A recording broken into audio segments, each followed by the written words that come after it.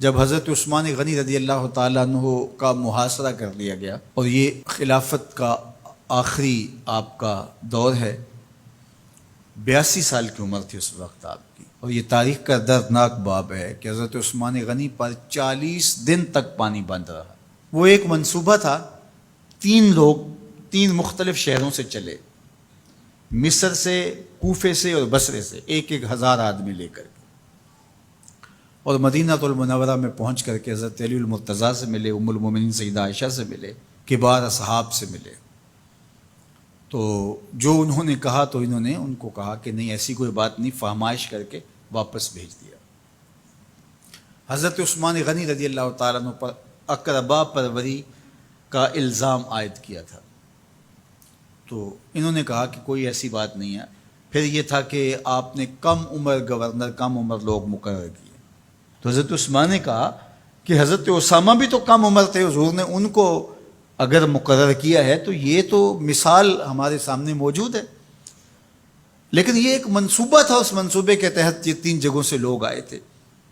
وہ 3 دن کی مسافت کے بعد پھر تینوں واپس آ گئے، تو یہ ایک سوالیہ نشان ہے کہ تینوں کیوں واپس آ گئے، کوئی ایک تو نہ آتا نا، تو یہ سب طے شدہ منصوبہ تھا۔ اور پھر انہوں نے مدینہ المنورہ کو گھیر لیا، اور جس طرح سے بلوائیوں نے حالات پیدا کر دیے، سیدنا علی المرتضیٰ رضی اللہ تعالیٰ عنہ تو شہر مدینہ سے باہر تشریف لے گئے تھے، اور اپنے بیٹوں امام حسن اور امام حسین رضی اللہ تعالیٰ عنہ کو حضرت عثمان غنی کے دروازے پر مقرر کیا تھا کہ ان کو ضرر نہ پہنچنے دینا۔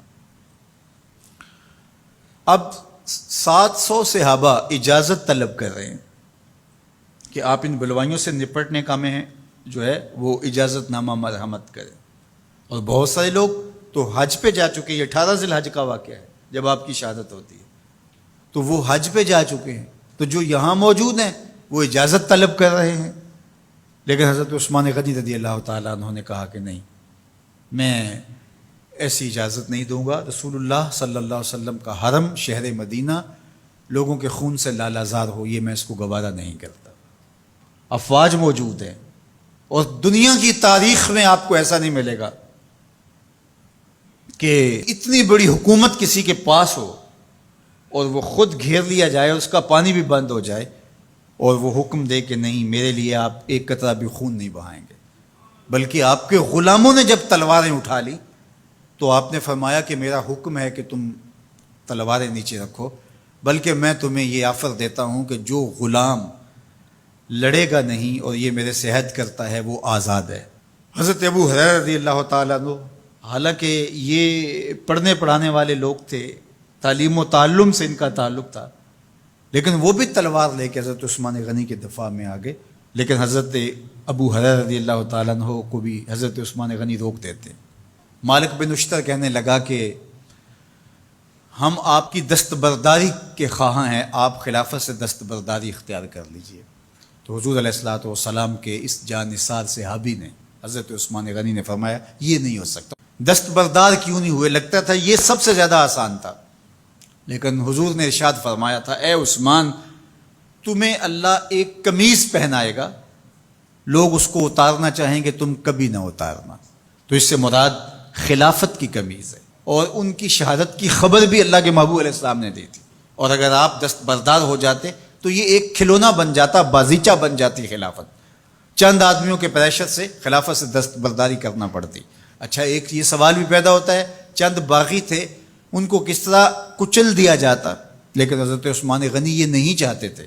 ایک تو یہ کہ مدینے کی حرمت پامال نہ ہو، اور دوسرا پورے عالم اسلام کو آگ لگانے کا جو منصوبہ تھا، 3 مختلف شہروں سے 1,000 آدمی لایا گیا ایک منصوبے کے تحت، اور انہیں لاشیں چاہیے تھیں، اور جو ان کے پیچھے کام کر رہے تھے نادیدہ ہاتھ، ان کا منصوبہ یہ تھا کہ یہاں سے مختلف سمتوں میں، یہ تینوں شہر مختلف سمتوں میں تھے، تینوں سمتوں میں جب لاشیں جائیں گی تو پورے عالم اسلام کو ہم جو ہے وہ خانہ جنگی کی آگ میں دھکیل سکیں گے۔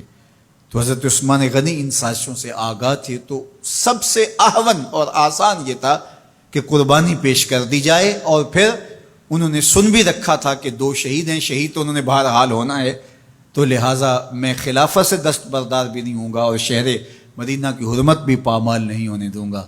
اور تیسری بات یہ ہے کہ میں خود مظلوم شہید کر دیا جاؤں، تو وہ آپ نے یہ گوارا کر لیا۔ تو 18 ذوالحج تھا، جمعے کا ہی دن تھا، اور حضرت عثمان غنی رضی اللہ تعالیٰ عنہ روزے سے تھے، عصر کا وقت تھا، قرآن مجید کی تلاوت کر رہے تھے۔ حضرت امام حسن، امام حسین اور حضرت عبداللہ بن زبیر اور دیگر لوگ آپ کے دروازے پہ پہرا دے رہے تھے، لیکن باغی پچھلے گھر سے دیوار پھلانگ کے آپ کے گھر میں داخل ہوئے اور تلوار سے وار کیا۔ آپ کی زوجہ حضرت نائلہ آگے بڑھی اور ہاتھ سے روکنا چاہا، آپ کی انگلیاں کٹ گئیں۔ پھر دوسرا وار کیا تو حضرت عثمان غنی رضی اللہ تعالیٰ عنہ کا دایاں ہاتھ کٹ کے گر گیا۔ حضرت عثمان غنی رضی اللہ تعالیٰ عنہ نے افسوس کیا اور کہا کہ تم نے وہ ہاتھ کاٹ دیا جس سے میں وحی کی کتابت کیا کرتا تھا۔ پھر اس کے بعد آپ پر 9 وار کیے گئے اور آپ کو شہید کر دیا گیا، اور آپ کا خون قرآن مجید پڑھتے ہوئے اس آیت پہ گرا، فَسَيَكْفِيكَهُمُ اللَّهُ وَهُوَ السَّمِيعُ الْعَلِيمُ۔ تو حضرت عثمان غنی رضی اللہ تعالیٰ عنہ مظلوم شہید کیے گئے، بھوکے اور پیاسے شہید کیے گئے، ظلماً شہید کیے گئے۔ حضرت عبداللہ بن عمر رضی اللہ تعالیٰ عنہ فرماتے ہیں کہ حضور فتنوں کا ذکر کر رہے تھے کہ فتنے ہوں گے، بہت بڑے فتنے ہوں گے۔ تو ایک شخص نے چادر اوڑھی ہوئی تھی اور وہ مجلس واعظ کے قریب سے گزرا جہاں حضور کچھ ارشاد فرما رہے تھے، تو آقا کریم نے اشارہ کر کے کہا اس دن یہ شخص حق پہ ہوگا۔ عبداللہ بن عمر کہتے ہیں کہ میں اٹھا اور جا کے دیکھا تو وہ حضرت عثمان تھے۔ تو میں نے حضرت عثمان کے چہرے کو پکڑ کے تھوڑا سا حضور کی جانب کیا اور میں نے کہا حاذا، حضور یہ؟ اللہ کے محبوب فرمایا ہاں یہی، جب فتنے ہوں گے تو فرمایا یہ حق پہ ہوگا۔ تو حضرت عثمان غنی رضی اللہ تعالیٰ عنہ حق کی راہوں کے مسافر، جنہیں حضور کی زبان سے شہید کہا گیا، اور شہید کسی کا انجام ہوتا ہے، تو حضور نے فرمایا یہ شہید ہوگا۔ شہید وہی ہوتا ہے جو بحالت ایمان اس دنیا سے راہ خدا میں اپنی جان قربان کرے۔ فرمایا فَإِنَّمَا عَلَيْكَ نَبِيٌّ وَصِدِّيقٌ وَشَهِيدَانِ، اے پہاڑ رک جا، تو جانتا نہیں تیرے اوپر اللہ کا ایک نبی ہے، ایک صدیق ہے اور 2 شہید ہیں۔ تو حضرت عثمان غنی رضی اللہ تعالیٰ عنہ عظمتوں کے مینار، اللہ اکبر۔ تو یہ حضرت عثمان غنی رضی اللہ تعالیٰ عنہ کا یہ کارنامہ تھا کہ آپ نے اپنی جان پیش کر کے امت کو جو ہے وہ فتنوں سے محفوظ کر لیا اور امت کو بچا لیا۔ حضرت عثمان غنی رضی اللہ تعالیٰ عنہ پہ کروڑوں رحمتیں، کروڑوں سلام۔ ہم آپ کی عظمت کو سلام پیش کرتے ہیں، عقیدتوں کا خراج پیش کرتے ہیں۔ حضور کی خدمت میں ایک جنازہ لایا گیا اور حضور سے عرض کی گئی حضور اس شخص کا جنازہ پڑھا دیجئے، تو حضور نے انکار کر دیا، کہا میں جنازہ نہیں پڑھاؤں گا۔ تو صحابہ نے عرض کیا یا رسول اللہ، کبھی ماضی میں ایسا نہیں ہوا، جب بھی کوئی جنازہ لایا جاتا ہے تو آپ جنازہ پڑھا دیتے ہیں اور آپ نے آج انکار کر دیا ہے۔ تو فرمایا یہ شخص میرے عثمان سے بغض رکھتا تھا اور اس کو اللہ نے بھی اپنی رحمتوں سے محروم کر دیا ہے۔ حضور نے اس شخص کا جنازہ نہیں پڑھایا جو مبغض عثمان غنی رضی اللہ تعالی عنہ۔ تو اب آپ اندازہ کیجئے وہ کتنا بدبخت شخص ہے جو حضرت عثمان سے بغض اور دشمنی رکھتا ہے۔ حضرت عثمان غنی رضی اللہ تعالی عنہ سے اللہ کے محبوب علیہ السلام نے کتنی خوبصورت ارشاد فرمائی، میں اس سے حیا کیوں نہ کروں جس سے اللہ کے فرشتے بھی حیا کرتے ہیں۔